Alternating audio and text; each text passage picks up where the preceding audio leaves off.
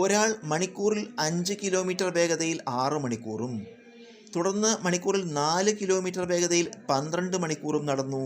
അയാളുടെ ശരാശരി വേഗത എത്ര?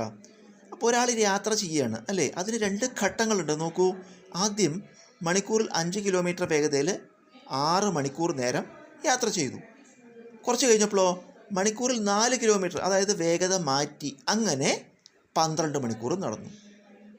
എന്നിട്ട് എന്താ കാണേണ്ടത്? അയാളുടെ ശരാശരി വേഗത. അപ്പോൾ ഇങ്ങനൊരു ചോദ്യം വന്നാൽ നമ്മൾ ശരാശരി വേഗത കാണാൻ, ആവറേജ് സ്പീഡ് കാണാൻ നമുക്ക് ഈ സൂത്രവാക്യം ഉപയോഗിക്കാം. അതായത് സമയം ഇൻറ്റു വേഗത പ്ലസ് സമയം ഇൻറ്റു വേഗത ഹോൾ ഡിവൈഡഡ് ബൈ ആകെ സമയം.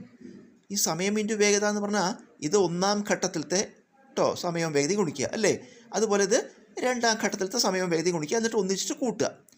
അപ്പോൾ നമുക്ക് ആദ്യം സമയം ഇൻറ്റു വേഗത, ആദ്യത്തെ വേഗതയും സമയം നോക്കൂ, 5ഉം 6ഉം അല്ലേ. അപ്പോൾ 6 × 5 കൂട്ടണം. അടുത്ത സമയം ഇൻറ്റു വേഗത എത്രേ? 4ഉം 12ഉം, 12 × 4 ഹോൾ ഡിവൈഡഡ് ബൈ ആകെ സമയം. 2 സമയവും കൂട്ടുക. ആദ്യം 6 മണിക്കൂർ, പിന്നെ 12 മണിക്കൂർ. 6 + 12. ഇനി 6ഉം 5ഉം ഗുണിച്ചു 6 × 5 30 കൂട്ടണം. 14 ഗുണിച്ചു 48 ഹോൾ ഡിവൈഡഡ് ബൈ 6ഉം 12 കൂട്ടിയപ്പോൾ 18. ഇനി അംശം കൂട്ടി 30 48 കൂട്ടി 78 ഡിവൈഡഡ് ബൈ 18. നമുക്കതിനെ 3 കൊണ്ട് വെട്ടിച്ചുരുക്കുമ്പോൾ 3 കൊണ്ട് അംശത്തെയും ഛേദത്തെയും വെട്ടിച്ചുരുക്കി.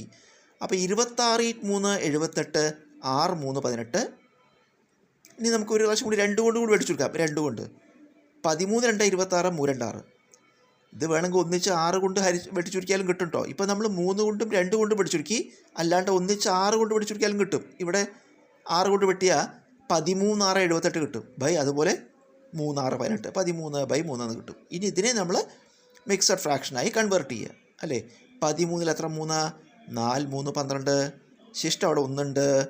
ഛേദം 3 4 1/3 എന്ത്? ശരാശരി വേഗത. വേഗത യൂണിറ്റ് എന്താ? കിലോമീറ്റർ/മണിക്കൂർ.